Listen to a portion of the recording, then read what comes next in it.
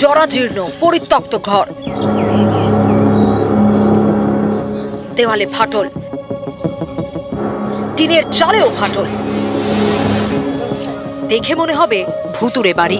এটা অঙ্গনবাড়ি কেন্দ্র, যে কোনো মুহূর্তে ভেঙে পড়ার আশঙ্কা। তাই এই কেন্দ্রে লেখাপড়া হয় না।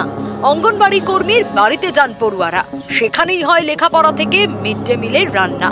খড়িবাড়ির কুকরাজোতে কয়েক বছর ধরে দিদিমণির বাড়িতেই চলছে অঙ্গনবাড়ি কেন্দ্র।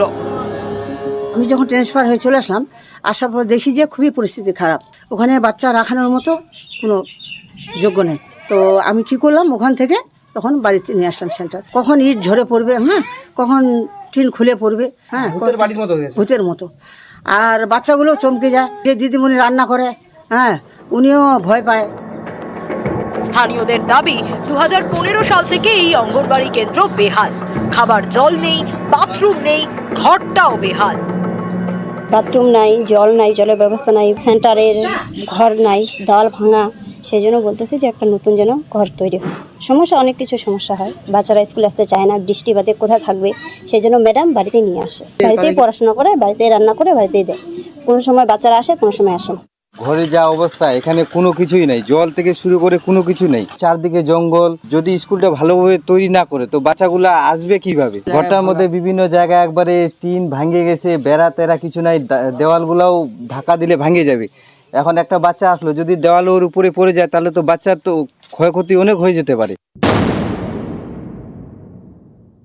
স্কুলটা আমরা দেখেছি, মানে খুব খারাপ অবস্থায় আছে। আমাদের দিদিমণিরা অন্য জায়গায় তারা পড়াচ্ছেন, সেটা আমরা দ্রুত গতিতে সেটা করার চেষ্টা করব। আমাদের যে সিডিপি আছে তাদের মাধ্যমে প্রতিটা স্কুলে আমাদের ধরা হয়েছে, যত তাড়াতাড়ি আমরা সেটা করার চেষ্টা করব।